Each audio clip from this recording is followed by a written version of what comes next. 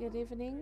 It is an honor to meet once again to close the conference Safeguarding Press Freedom Amidst Journalist Unsafety and Insecurity, the perspectives from the academia, conducted by the University of Chile, Catholic University of Chile, alongside with UNESCO, the Government of Chile, the Universities of Liverpool, Sheffield, and also meet in the framework of the commemoration of UNESCO'S World Press Freedom Day 2024, 30 days after the first conference. To start the ceremony, we want to welcome specially the Professor Rosa Deves, Rector of the University of Chile.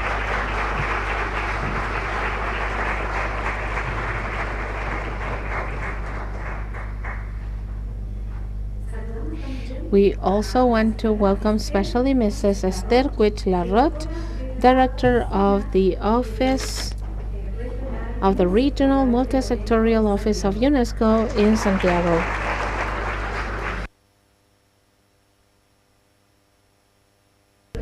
Professor Loreto Rebolledo, Dean of the School of Communication and Image of the University of Chile.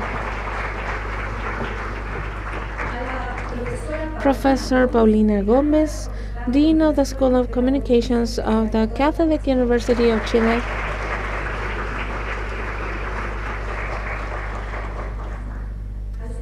Mr. Valtencir Mendez, Chief of Education of the Regional Office of UNESCO in Santiago.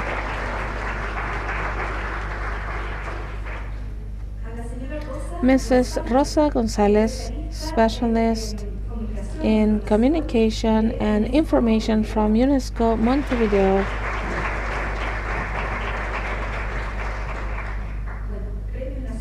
National Awards representatives of media, national and international speakers, attendees, dear friends.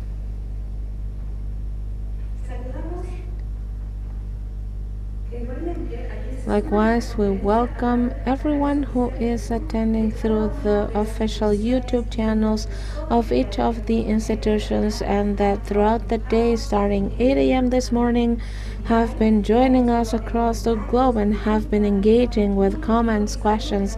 They've been very active, and we know that in some places of the world it is past midnight, so we want to thank all of them for attending too. My name is Jimena, professor of the School of Communication and Image and coordinator of the academic committee of this conference at the University of Chile, alongside with Professor Claudia Lagos.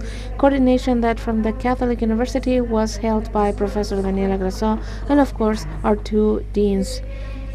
From the moment University of Chile and the Catholic University were called upon this in November by the government and UNESCO to host this event, we were able to manage to organize this in record time to create a robust program that we are deeply proud of, just like we are proud of all the teams that worked in the different schools and directors' offices. Today, 31 panels took place throughout the day. 2 keynote speakers presented, and the work of over 160 speakers of over 40 countries was presented. It's been a huge effort because to talk about freedom of press, freedom of speech, diversity, safety and security in the exercise of journalism and communication is to speak about the pillars of democracy and at the end of the day, the way of living of the entire world. We kindly invite the Dean of the School of Communications and Image of the University of Chile to address the audience. Professor Loreto Rebolledo, the floor is yours. Thank you.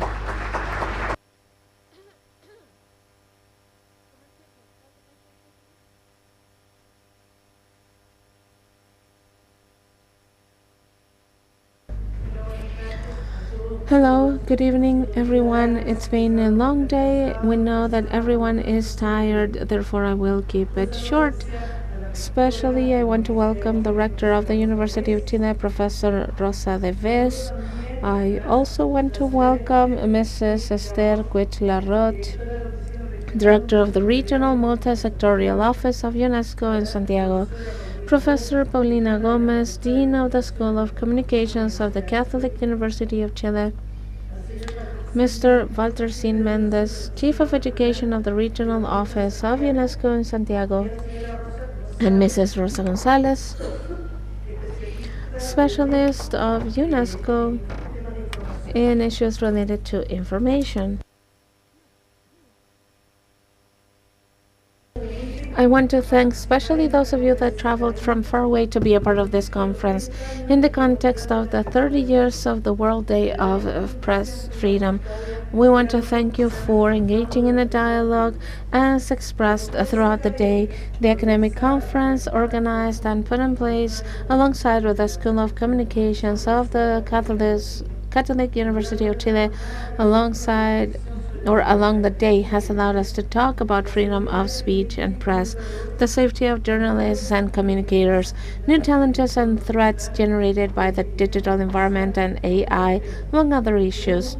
In a world that is at risk due to the climate risks, the wars, and forced displacement of people, today's conversation, based around research of academics in countries of the entire continent, accounts for a complex situation where democracy is weakened by the restriction of freedom of speech and press, the concentration of the media, and the lack of safety and security in which journalists carry out their work in the context of direct threats, whether due to the war, organized crime, drug trafficking, and or the precarious labor, the abundance of misinformation, fake news, and open censorship.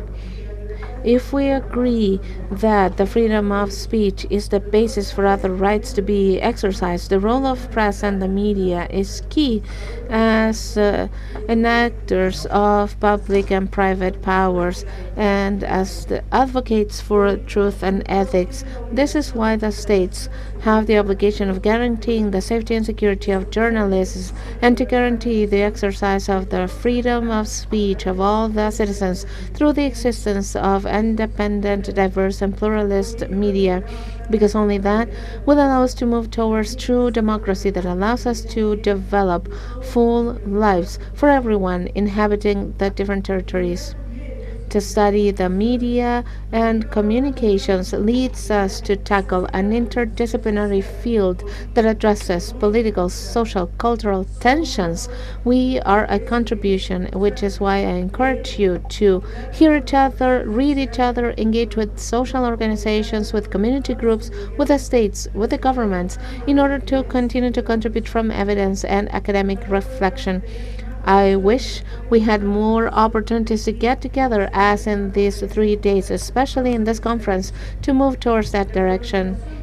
The proliferation of misinformation and the so called fake news that used to be known as manipulation now are acting at an unprecedented pace due to massive access to digital platforms and the lack of a clear regulation on behalf of the states. Misinformation undermines the basis of democracy by undermining trust in the institutions and in the so-called called fourth power, and it opens the doors to corruption. Alongside the threat to the lives of journalists, where what happens in Gaza is only clear evidence of that, are two clear challenges for having right to access of freedom and communication. It is time to protect communication and journalists. We feel that by training critical journalists that are committed with the citizenship and democracy, we make a contribution to fight dehumanization of life and to move towards a more inclusive democracy that is more respectful of everyone. Wrapping up, I'd like to thank the teams of both of the universities, the Catholic University and the University of Chile. Thanks to the members of the faculty, professionals, technical staff, students that have been working for the 3 days and that have made this conference possible. It's been hard work, but that now closes successfully. We also thank UNESCO and the government for inviting us to be a part and to offer us this commitment that we never doubt to undertake. Good evening to every one of you, and have a safe travel back home.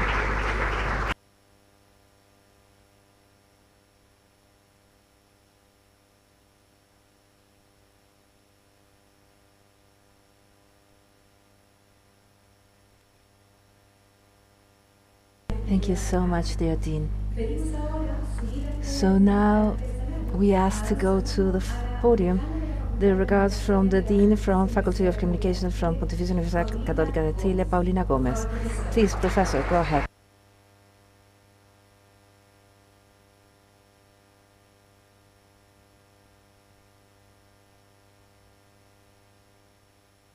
Good afternoon, thank you. I would like to start by presenting my regards to the Dean of this House of Studies and to thank for the welcoming,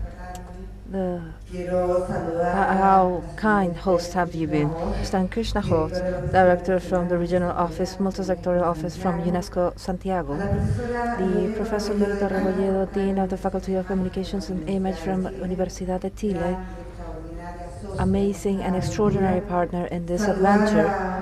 To present my regards to Valdemir Mendes, Head of Education from the Regional Office from UNESCO in Santiago, to the university authorities and the representatives of the media, lecturers, participants. The truth is that by the end of November, last November, we were called upon to the Ministry of Foreign Affairs, and naively, the Catholic University with Chile's university in a proposal that we believe the truth is was small, but the truth is that we didn't doubt at any moment to say, yes, we do need to have this conversation.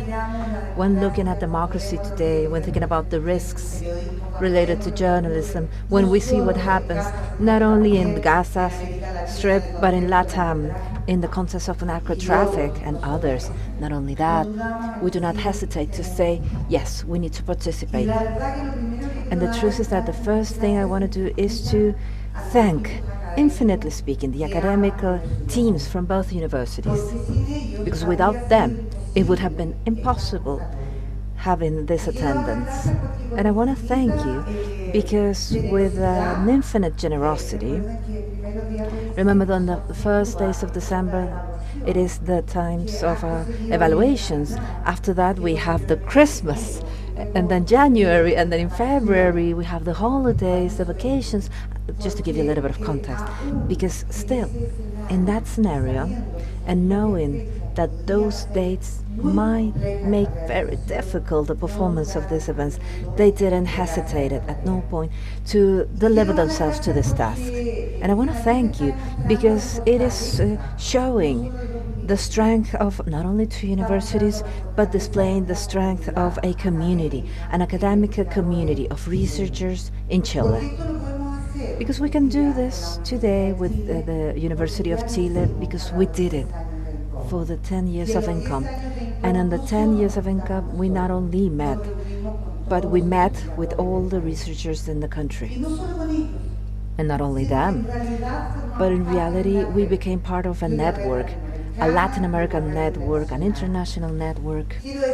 I want to say that this is the network that is here today, and that is the network that has allowed us to carry out this event that we are doing today. We want to highlight this because without collaboration, none of this is possible.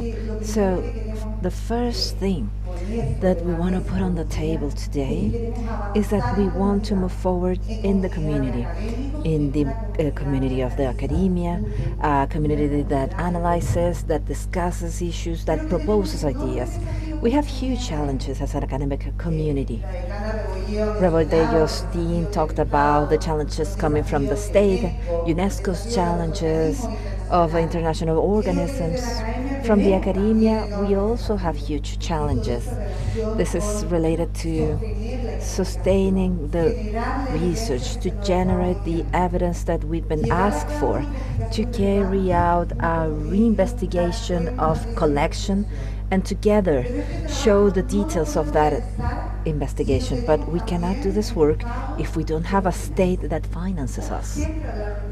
Speaking about money, it seems tacky. I think it's also the same situation in this point, but it is extremely difficult to think about saying that press freedom is highly relevant, that freedom of speech cannot be changed, cannot be questioned, if we don't have the financing to make it available. I think it's more and more relevant when dealing with the threats we have when dealing with democracy, when thinking about the risks that journalism goes through. I think the state and investigation agents must also be involved. I think that we have proven that we are here in order to do what's required, but we do need the support to take and do the task with the urgency and the strength that reality imposes. So I want to encourage that research, that investigation, to make it more relevant and more supported, to truly so press freedom can be an issue, not only in the discussion, but in the analysis and support in order to contribute to that democratic society that journalists are dedicating their lives to permanently. Thank you very much.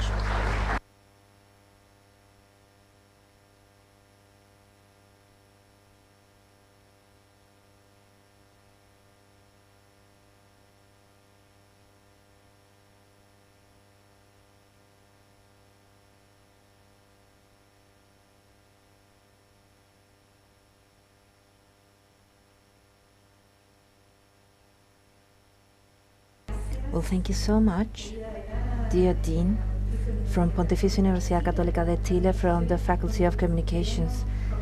We a faculty where we have many meetings. We've had meetings and we will have many.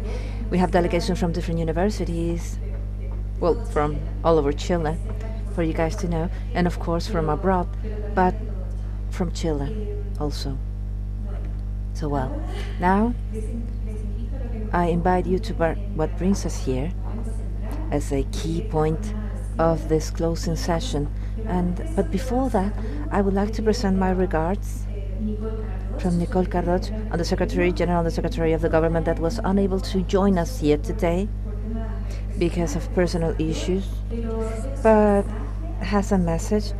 Also, the head of the cabinet is here, also the advisor in this meeting.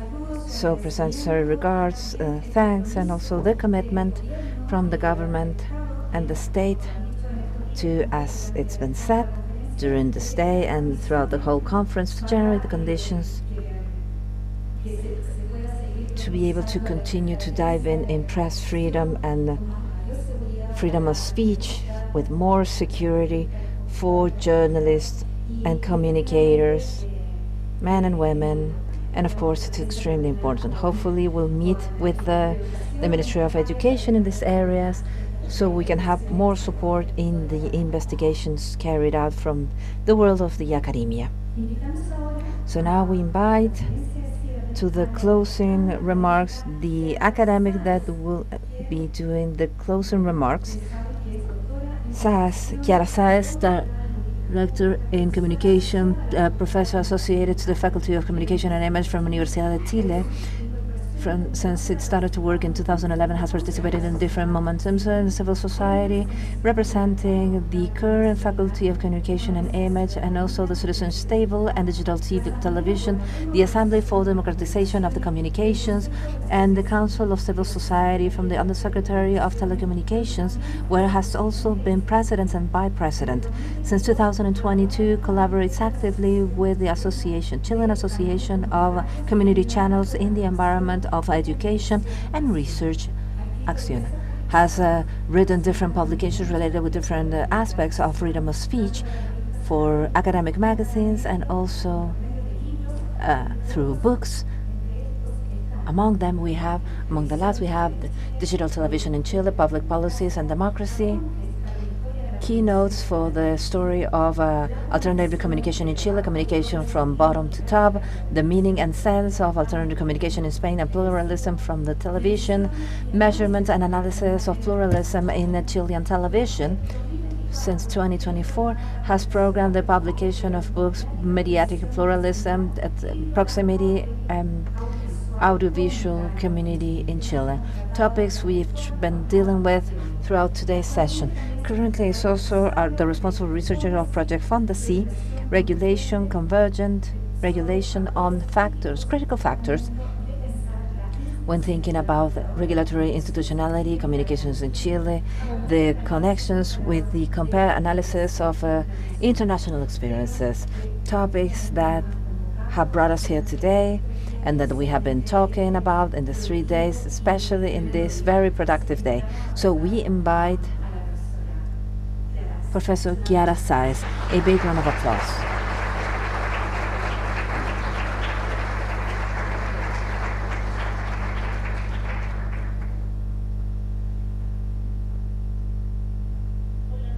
Hi, good afternoon. First of all, thank you for this invitation. I also present my kind regards to different authorities that have joined us. Thank you to my colleagues that have organized this lecture, this conference, that rely on the fact that thinking that I might be supportive in the closing as a keynote speaker. As an anecdote, I'd like to tell you that I'm a sociologist from Catholic University, and here I'm embedding the connection between these two universities. And so before we start, I can't see what I wrote here because I have no light. Unfortunately, or fortunately, I don't know. Okay, this is so weird. I'm a bit performatic, so I brought this because I wanted to remind you people. I wanted to recall people that are not close. I wanted to remember Jaime Gaudria, that possibly if was alive would have been here with us. He passed away very abruptly 2 years ago. And he was a colleague in the whole communication democratization process that was done in civil society since 2010.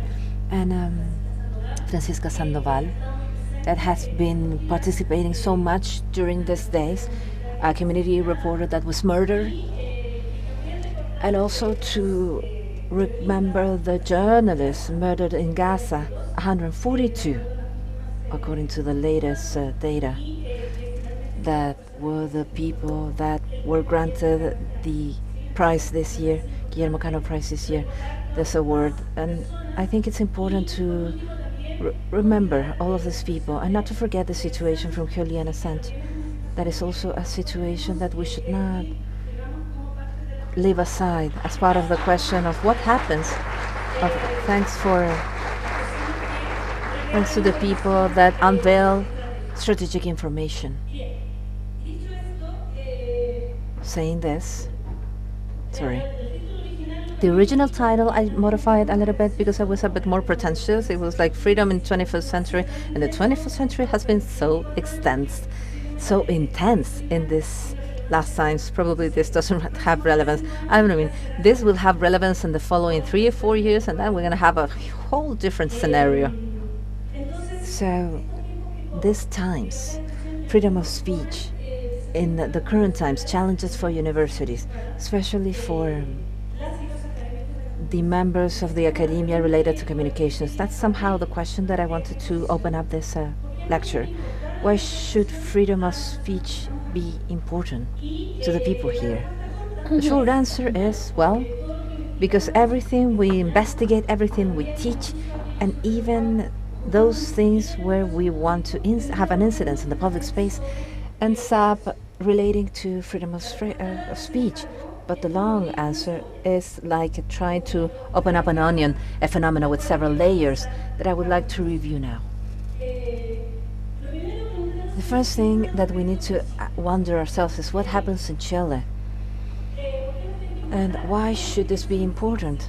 And I'd like to quote the study Application of Security Indicators for Journalists in Chile, performed for UNESCO by the Observatory of Communication, where we collaborated with Patricia Peña, professor, as a consultant. And I recall the study. Freedom of press and journalist security and communicators in the country have experienced a very concerning deterioration.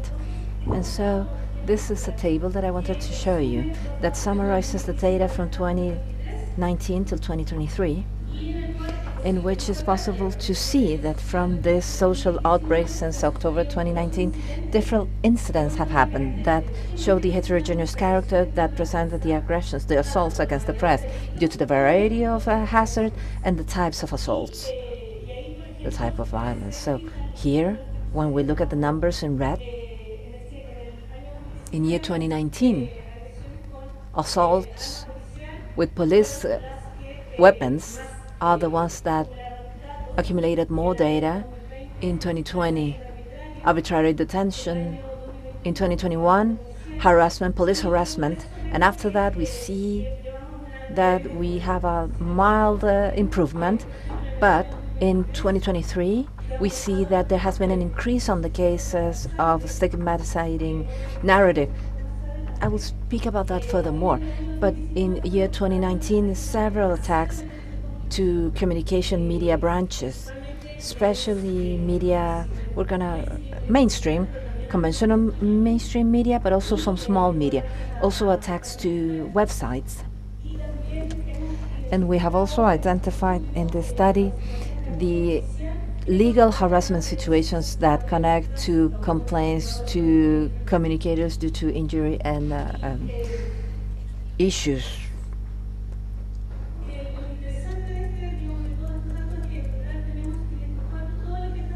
Slurs. So everything in yellow is related to police defamation since the social outbreak until 2023.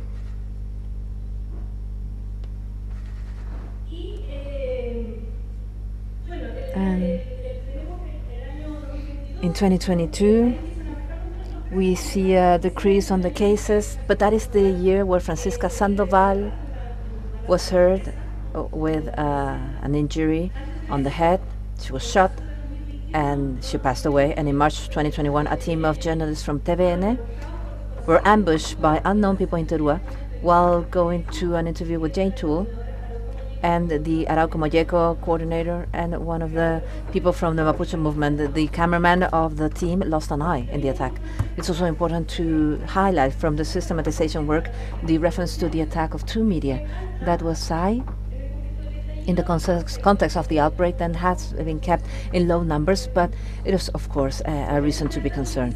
Moments of high politicization, such as the constitutional event where the parties wishes to solve the social outbreak, also had an increase on threats to journalists, harassment in social media, and informatic attacks on digital media, also an increase of several ways of harassment and assaults to TV members of the team in areas of people that do not want to be registered with criminal groups that are protagonists of the news. Digital harassment to journalists, female journalists in different sectors of the political spectrum. It is also a specific aspect of this very same problem.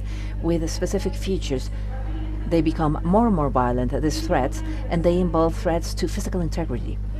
During this period, also funny things happened, such as the twist of Canal La Red that became fresh air that took a step back in the strategy so it wouldn't end up in economical ruin. Now I wanted to speak about the ranking of Reporters Without Borders. Our standing in the last years, as you can see, since 2019, we decreased until last year, and yesterday it was published that's why I have it. I added this morning, that green arrow. We have improved in 30 points, basically, and that is a very good indicator. However, it is extremely important to understand that this is not a phenomenal problem of vulneration and violation to freedom of press and freedom of speech. It's not spontaneous. It's not that before the outbreak we didn't have problems with freedom of speech and specifically freedom of press, and then we did. Actually, part of the difficulties in order to face the problem has been not to take over the situations as such. What we can say, according to the rankings of Reporters Without Borders, is that the right-wing government on the last 30 years, they've had higher jumps in freedom of speech in Chile. In 2011, due to the high mobilization due to education, Chile fell 47 positions to place 80, and after the social outbreak since 2019, there was a decrease. and both cases governing Sebastián Piñera, where the measurement was applied. So several of the violations to freedom of speech detected in an intensified way since the outbreak have already been happening before. And what we've seen in this period has been the acuteness of the situation, despite the Chilean state have already received recommendations and warnings on behalf of international organisms. In the official visit in Chile in 2016, in the report, the ex-treasurer of CDH Mr. Lanza made some reports on the practices, and many of those can be understood as inherents of the authoritarian doctrines of the past. The report warned about illegitimate use of arguments of public security to restrict access to public information, which was once again on the table when the courts of justice and the Council for Transparency have mentioned that the president, his ministers met with different media in the context of the demonstrations. They have strengthened the recommendations to regulate official advertisement and to give public media proper funding. These issues have been addressed along these days too, but they continue to be unresolved.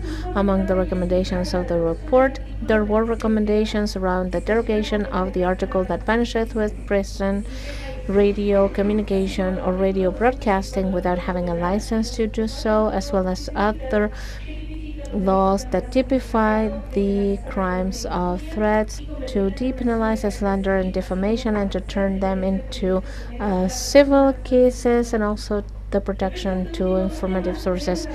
Recently, there was a conviction of the Inter-American Courts on Human Rights that pointed out that the state of Chile was responsible for violation of the guarantees and rights of environmentalist advocate Mr. Barahona when he made a statement against Senator Sergio Paez that he appointed as responsible for influencing for the legalization of cutting native trees in the south of Chile, and the court of Puerto Montt gave a conviction of jail that was suspended. He was supposed to pay a fine and he was not supposed to use public positions. This is a conviction that makes the Chilean state to change its regulation and to establish alternative ways out, because this conviction was an indirect way of restricting the freedom of speech by affecting his individual and social dimensions. And even though there was another alternative, he was prevented from referring to public information and participate in the public debate. This is said by the Commission because he is not a journalist, and so his case can be within the so-called SLAP in English, which is the strategic lawsuits against public participation. This is considered a way of legal harassment against critical voices that go against the powerful that want to avoid public scrutiny. In 2019, it was mentioned that it is becoming a trend, especially in criminal cases against journalists and communication media. Instead of reparation, the objective is to exhaust financial and psychological resources of the victim and to shush critical voices to prevent public participation. But in the case of Chile, we've seen that the strategy of harassment happens with content generated through digital media and in personal profiles of activists or citizens that are active against corruption, and also in terms of those that fight for the environment. However, in spite of the ruling of the Inter-American Courts in Chile, this is a crime that continues to be applied to journalists, and there are two ongoing cases. First, journalist Josefa Barraza and one of the editors of the newspaper Resumen from Concepcion. The last case is still in the Constitutional Courts in the argument of lack of proportionality. If we continue counting the cases, we need to remember the case of espionage to journalists that was made public at the midst of 2019, and among the victims we can find Mauricio Weibel, Pascal Bonnefoy, and Javier Rebolledo. The case of Barahona outbreak started 20 years ago, but we have even older cases that have been addressed in international courts. And when talking about that, we have to talk about the case of Clarín that puts us in a different dimension of the discussion, which is the economic dimension of the freedom of press. The newspaper Clarín was a popular newspaper published in Chile between 1954 and 73 that sold over 200,000 copies a day and 350,000 on the weekends until the properties were confiscated by the military after the coup d'etat in 1973. The owner back then was Victor Pate, a Spanish refugee from the Winnipeg. At the end of his exile in the 90s, he requested the governments to restart the publication of the newspaper, and he was denied.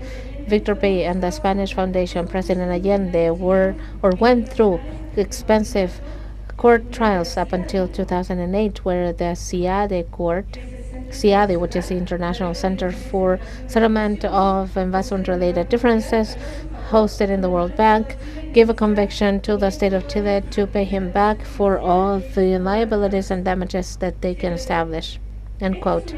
This is something that went through a trial, confirmed in the 2020 by the last arbitrage, which is actually the longest in Chile, and the two courts of CIADE have compelled Chile to pay reparation for the damages caused by the military regime, considering that the confiscation was not valid. It is estimated that it adds up to several hundreds of millions of dollars, but up until this moment, the state of Chile has not made any arrangements to fulfill the conviction.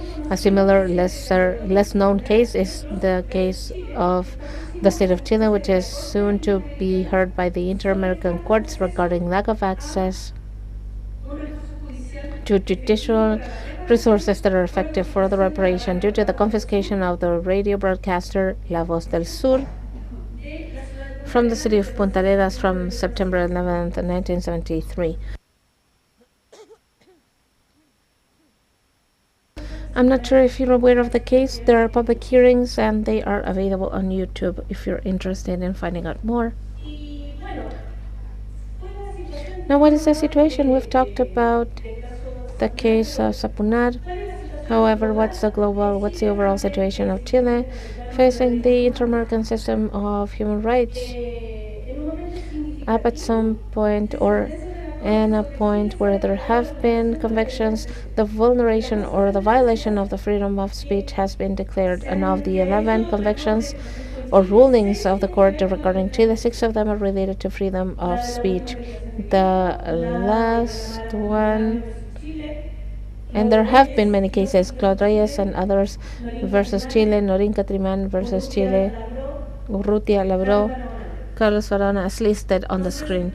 So that of all the cases, 1/3 of the cases that have to do with human rights have to do with freedom of speech. Currently,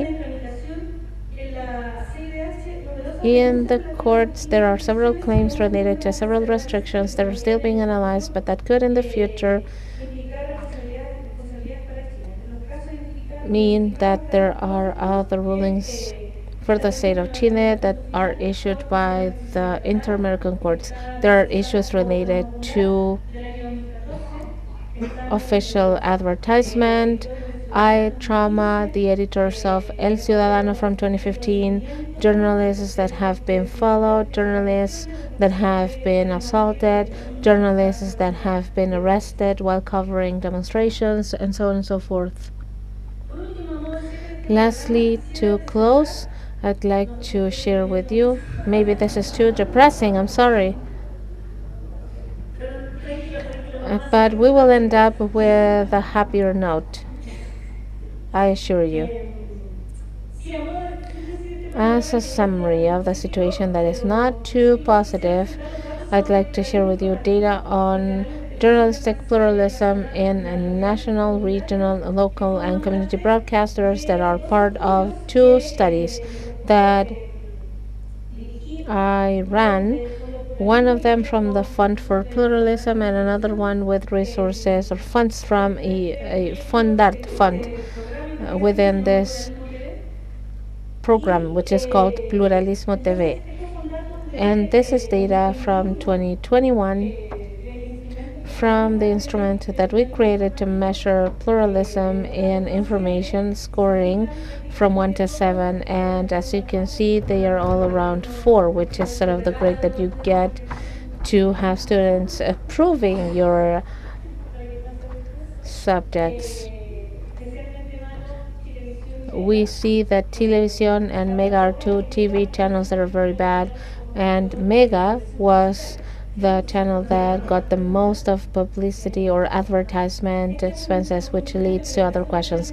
And this is an instrument that in the case of national broadcasters, it was applied 3 times, so the quality of the data is very good in this case. Now in the case of local, regional, and community broadcasters, this was a study that was more for the purpose of exploration with a smaller sample. However, it does raises flags that indicate that this isn't only a national level problem, this is a deeper issue, and in the case of these broadcasters, it leads to other issues that have to do with how they are sustainable financially in time, because for instance they don't have access to financing mechanisms as the national level channels or broadcasters. They don't have access to measuring, so they are in a more precarious condition overall. And this is what I wanted to share with you, and this is when the fun part starts. And I'd like to start by saying that this is also about the problem of the concentration of media that was already concerning in 2016 when the rapporteur was here, but I find it important to understand that this isn't only an issue of ownership of the media, the situation of the media locally, regionally, and at the community level. This is just a good case to understand that this isn't only related to ownership itself, because if we go and research, there are so many more radio broadcasters and TV channels that are local than national. But why are the national broadcasters the ones that dominate the market? It needs to lead us to ask ourselves, what are the strategic markets, what are the mechanisms that are at play and that are owned by the media. It's not an issue of ownership, it's about who controls strategic markets of the media, meaning the market of the audience and the market of advertisement, and what can the state do so that those markets actually operate as open markets instead of closed markets. Meaning that if we think about sustainability of the media, and it goes back to the condition and the quality of labor, the dignity of journalistic work, we have to think about not only the ownership but also how we create mechanisms so that public media and private commercial media, non-profit media have access to different mechanisms for funding that are not closed or with hurdles or jumping through loops. For instance, the case of community radios that cannot have access to advertisement. So these are new extra hurdles to issues that are already complex. So the question is, well, nowadays, how much do we know about the risks that today communicators are suffering in Chile in different areas with different levels of complexity? There are questions that I'm asking myself that are concerning, for instance, what happens with local community media in the border areas in Chile, in areas of environmental impact, in areas where drug trafficking culture penetrates the life of different social groups. What are the conditions of safety of communicators that want to report this? Who is investigating this? Who is documenting, systematizing, generating data from the universities? Who is documenting the context in which they will have to exercise their journalism? Are we even training our students correctly to address the new risks? In societies like ours, to be a faculty member is to be a person who lives in privilege. We are far away from that 50% of the population that only makes $500 a month. As per data of 2022 of Fundación Sol, we're mostly in the up per 10%. It is a problem of inequality that is beyond us, but this is where we are. And I am concerned with the fact that this prevents us from seeing what's happening right before our eyes because we don't see it on our way to work, on our way home, because it happens in other places of the city or it happens to other groups of society. I still remember during the demonstrations, an awardee of journalism said that in Chile there were no issues with freedom of speech. And these mistakes cannot happen when we are teaching and investigating around communication. I usually talk about Chile as a country that no one needs to know anything about. We're a country that seemingly works correctly. We're the best students in the region in terms of macroeconomic numbers, but this is all deceitful. This is not correct. In Chile, there are so many human rights violations, but they happen to people that feel it is part of their own condition of neglect, or they end up having a silencing effect over the victims. That is why they never go out to the public, because rarely they happen to people who live in privilege. One could counter-argue that Chile is at the moment discussing a bill of law for the safety and security of journalists and communication workers, but it is a text which is only a statement that requires improvements in its drafting to actually give tools to protect the work of journalism. And furthermore, we need to place the role of communicators in the context of digital platforms, the algorithms, and artificial intelligence that is generative. According to the Digital News Report of 2023 from the Reuters Institute, the more visual platforms like YouTube, Instagram, and TikTok are more important for news consumption, especially for the global south. As our country, the Chilean chapter detected that in 2023, mistrust in the media continues to increase among the audiences, dropping to 35%, 3 points below the previous year.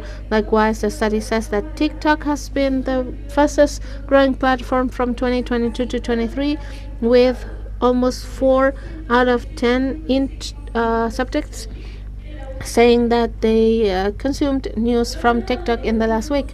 Also, the study, Consumption of News and Assessment in Chile, published by the beginning of 2024, states that 82% of the subjects trust their skills to judge the quality of the news. 78% of people said that they have the tools and skills to read the news, and 70%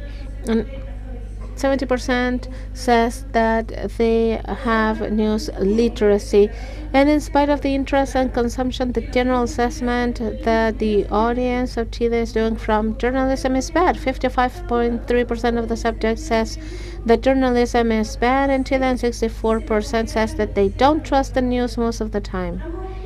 Both studies show that people are using more and more social media, whether through the accounts of different media and also through influencers or thought leaders that use their accounts to talk about current issues. This shows a critical view of the mainstream media and how it informs. The information work should be under public scrutiny. Yes, it should, but we need standardized mechanisms that work when it comes to analyzing that work. And I'd like to refer to this that I mentioned at the beginning, which is this harassment that happens when people are pointing fingers at each other. Especially lately, we've seen it in social media against journalists from the left wing and the right wing, where we have seen, for instance, the October journalists that support the president, and they sort of identify with the left wing. And we also have the complicit journalism of journalists that are supposedly related to right-leaning or right-leaning way of thinking. However, the problems of journalism will not be solved by pointing fingers at people when they do their journalistic work. This is a road that does not go back. What we need instead of that is to have entities of self-regulation that do their work, and it doesn't happen in Chile, and I know from my own experience, and that gives me enough content for another lecture. We don't need the entire regulation of freedom of press to happen due to entities of the state. However, we do need all the stakeholders to conduct their work with ethics. Should ethics be taught in schools? And this is a conversation that we need to have. We need to ask ourselves, what is the type of training in journalistic ethics that is taught at the universities? And in the case of communicators, what aspects do they need to safeguard? And maybe a good starting point would be to assume that media are companies with an ideology. They have a financial and moral dimension. There isn't neutrality, there isn't objectiveness when it comes to informing. And in the case of platforms of generative AI with a global scope and local impact, we need to problematize what is the relationship that we want that to have with the work of journalism, what kind of partnerships, and that includes asking what type of regulation do we want to enforce, what type of obligations are we going to demand at the regional or national level. Regional, I mean Latin America.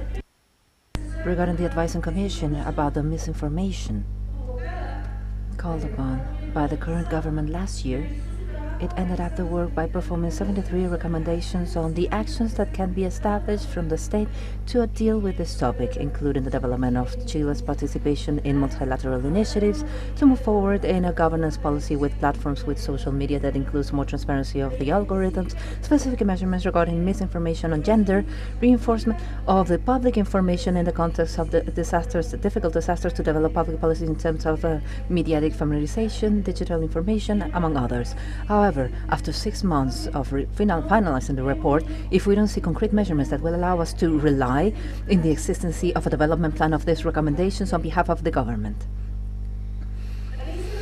To finish my intervention, my intention has been to show that the challenges are multiple regarding education, research in the field of communications, regarding press freedom specifically, and freedom of speech in general. We see new challenges and old challenges that persist. Physical security, digital and professional security of the communicators, the limits, scopes, and potentiality of the regulation, co-regulation, and self-regulation of the informative work rights, and economical sustainability of this work. To leave the great urban centers, facts to talk about, it's not out of the space. The challenges that are being imposed by artificial intelligence, network for the business models, the traditional ones, and the risk of the misinformation. So our role is to approach these challenges in conceptual terms for applied research and practical education. If we understand the role of the communicator as a translator, we do need to provide the best tools to that translator to help them understand the context in the present and the future where they will develop their work, to know where they're standing, as we say in Chile. But there's another level that I believe is especially relevant regarding the work we have in the university, because the key thing of the communication work, the connection with the society, the communication of generated knowledge to contribute to socialization and thematization on the communication, the typical terms.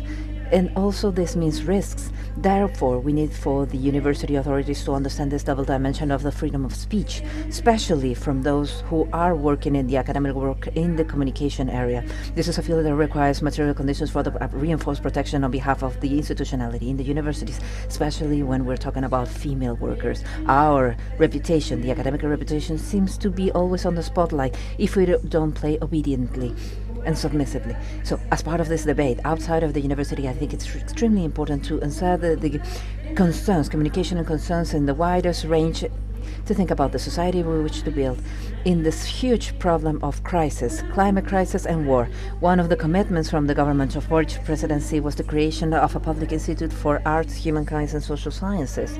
Currently, this is a project named Public Institute of Social Sustainability and Livelihood that wishes to articulate the existing capabilities and to develop applied research in social and cultural terms in those areas that are strategic for the country.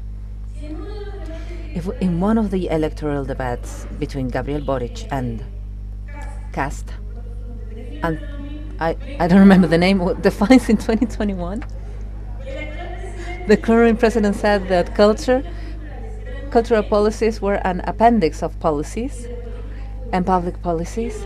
What is the role that communications play then in the public debate and political debate? Are they the appendix of the appendix? Will they be incorporated, communications, to this institute as a study field where we also need to identify public problems, to generate knowledge and to trace alignments from a public perspective? Our National Association of Researchers in Communication, INCOM, should make active follow-up of this initiative and to be concerned about our concerns. Among them, freedom of speech in the multiple areas. It is one of the most important ones, of course. Thank you very much.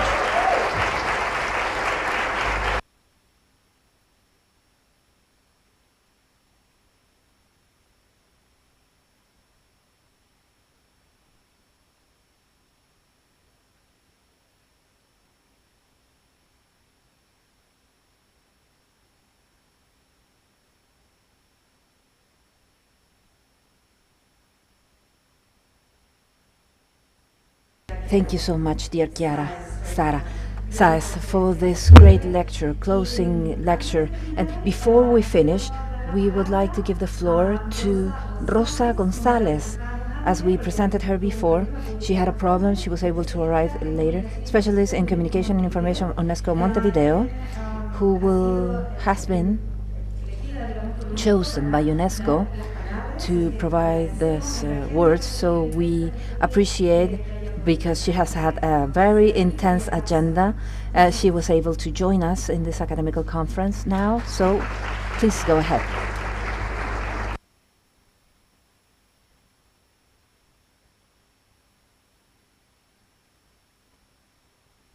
Good afternoon. It's such a pleasure to see a full room in such late hours in the day. I apologize for running from GAM. I was in another session that was delayed, unfortunately. Well, I'll start by conveying my regards to Loreto Rebolledo, Dean of the Faculty of Communication and Image from Universidades de Chile. My regards to Paulina Gomez, Dean of the Faculty of Communication from Pontificia Universidad Católica de Chile. Nicole Cardoche, Undersecretary General and the Secretary of the Government. My colleague, the Director from the regional office in Santiago, Esther Krish Laosh, and all of you, of course. Thank you for your attendance and for staying so long. This is an academical conference that is finishing with over 670 people, attendance, people enrolled, 176 lecturers from 37 countries from Africa, America, Europe, and Asia, reflecting a global interest in these urgent topics of our times, such as misinformation, artificial intelligence, and the security of journalists. Also, thanks to the collaboration of Pontificia Universidad Católica and the Universidades de Chile, we have been able to broadcast all the sessions live by YouTube, allowing an audience that is truly global. They were able to participate in these discussions that you've had today. And that is also something that breaks the geographical barrier. So I wanted to highlight the active participation of the Latin American countries in these debates, with Chile leading with 14 panels and 3 individual lecturers, followed by Argentina, Mexico, Brazil, with multiple panels and lectures that have talked about violence against female journalists, and the precarization of employment in journalism. It has not always been the case that this conference, academical conferences, have collected so many Latin American countries. So I wanted to highlight this participation that is exceptional this year. During the conference, we were able to reflect with representatives from the academia in the whole world on a huge variety of topics related to the Global Day of Freedom of Press, highlighting a very rich dialogue on freedom of speech, digital safety, the impact of artificial intelligence in journalism, or the crucial role of the intercultural perspective, among other many topics. So some conclusions, very briefly, preliminary conclusions that we take from this conference, this academical conference. Well, first of all, the commitment from the academia, from the civil society organizations with the protection and promotion of freedom of speech, as we've been able to see in this lecture, this final lecture. We take a very rich reflection on how digital platforms and artificial intelligence are redefining journalism with an emphasis in the ethical considerations and the need of digital alphabetization. Out of these 2 days, today specifically, we have this shared conviction on the importance of academical research regarding the different securities and topics related revolving them that allows us to identify in a better way and to understand and to respond to these different challenges. Some words on the future directions. These academias are not just, well, these lectures, these academical lectures, global lectures are not just activities, specific activities, but better yet, they are very visible, of course, but they are presided and followed by a lot of work on behalf of all the organizations implied.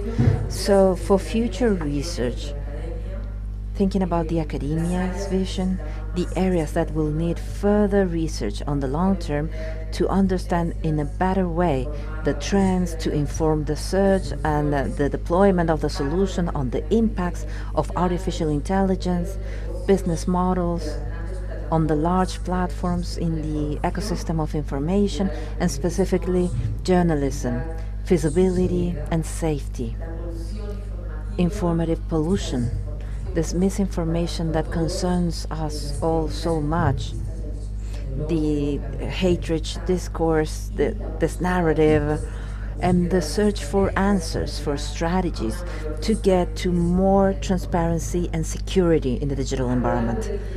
Along yesterday, we were also able to listen to the intersection between the struggle of the defense of the planet and the struggle for freedom of speech. It is the same fight, the lecturer said. So research is also in this area. Research in this area will also be key to deal with the challenges of journalism, environmental journalism that will contribute to move forward in the protection of the planet. I finish with a calling to action. From UNESCO, we invite all the attendants, to all the universities, the academia, representatives from the academia, to continue with dialogue and collaboration beyond this lecture today, and to continue to work together to approach and deal with the emerging challenges in journalism and communication. In other words, let's make this the beginning of many other projects with collaboration among the people here. Final thanks, and very special thanks to the hosting institutions, Universidades de Chile, Pontificia Universidad Católica de Chile, for this such successful event. The proof is this full room and the rooms that we've had along the whole day, with the participation of students, professors, teachers, representatives from the different universities and different civil societies, entities, and a special thanks to the organizing committee led by teachers, men and women from Universidad Católica, Universidad de Chile, but also Sheffield University, University of Liverpool, Oslo Met, with the support of the different offices regional offices of UNESCO on Latin and the Caribbean. And I end up thanking you, the speakers, the panelists, the organizing institutions, and the whole audience, on-site and remotely, for participating in such active way in this conference. Thank you so much all.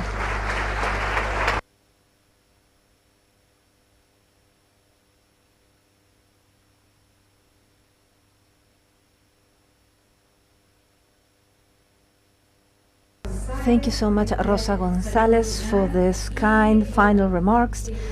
And so to close, to finish, just some lines I would like to thank deeply. We thank deeply, and I am part of the organizing committee, as the academical committee, since December the 15th, January and February. And so far, we've been working hard with both universities, Universidad Católica, Universidad de Chile, together with the deans,